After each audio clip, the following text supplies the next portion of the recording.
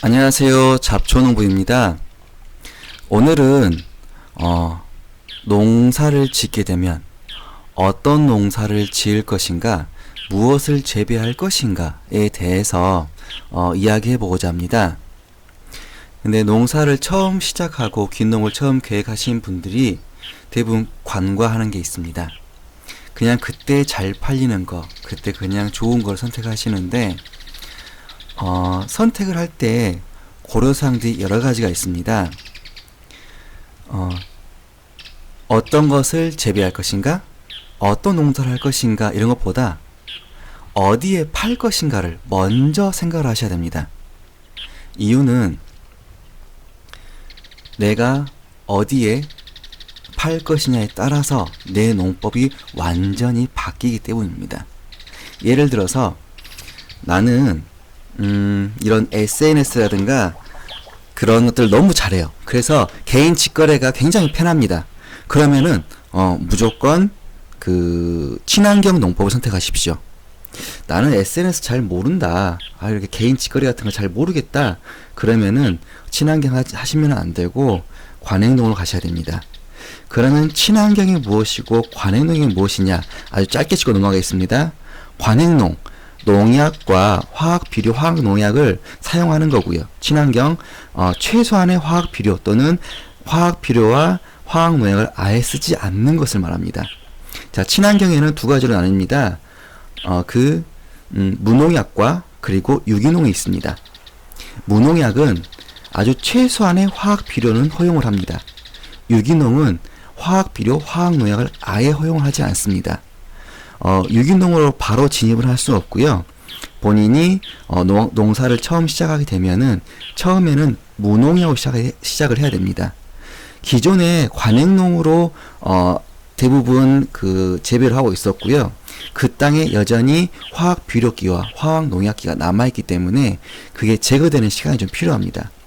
그래서 이제 내가 처음 친환경 시작이 되면은 무농약으로 시작을 해서 약 3년 뒤 그리고 5년 뒤에 유기농으로 변환을 해야 되고요.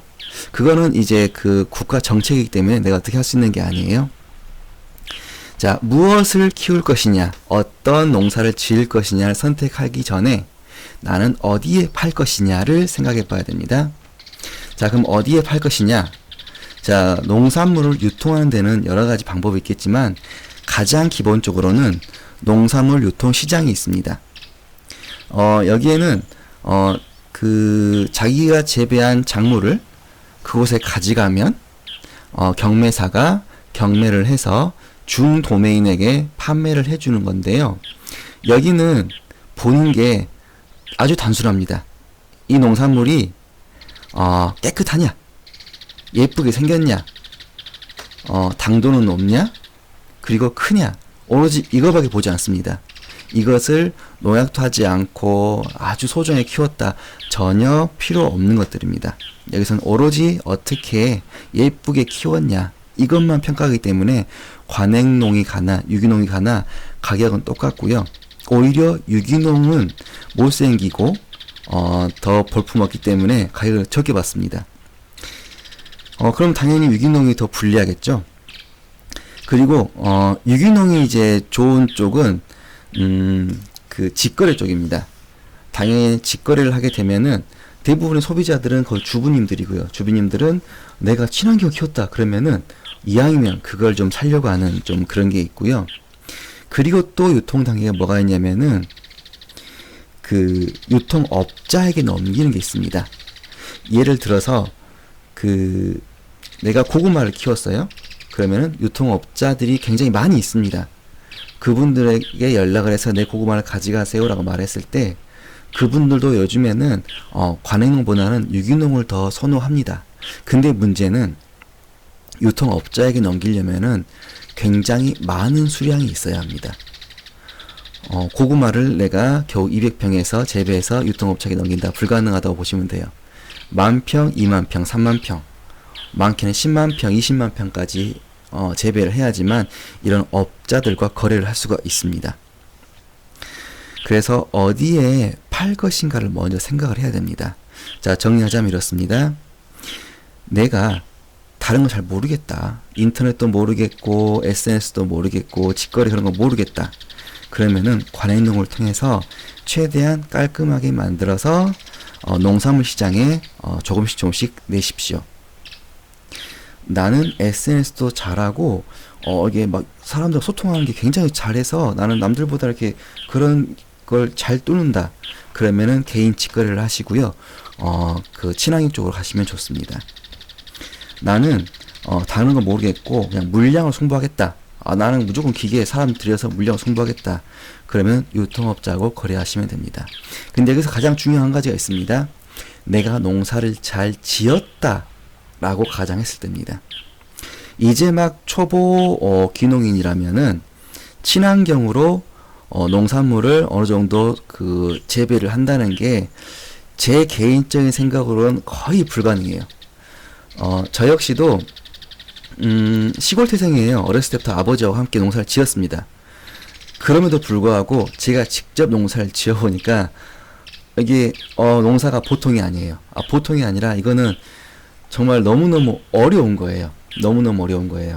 내가 아무리 정말 공부를 열심히 해서 거기에 맞게끔 잘 하더라도 날씨가 도와주지 않으면 그리고 또 이런 게 있었습니다.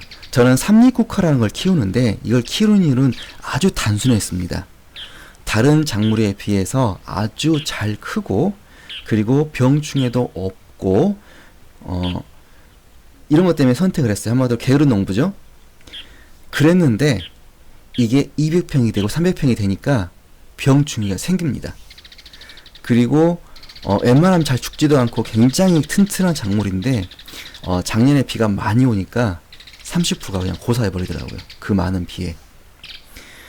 이처럼 내가 아무리 공부를 잘해도 농사랑은 어려운 건데 관행농은 이미 그런 데이터들이 많이 있어서 언제 어떻게 심고 어떻게 갈고 뭘 뿌리고 뭘 해라는 게 데이터로 다 나와 있고 똑같이 따라가면 됩니다.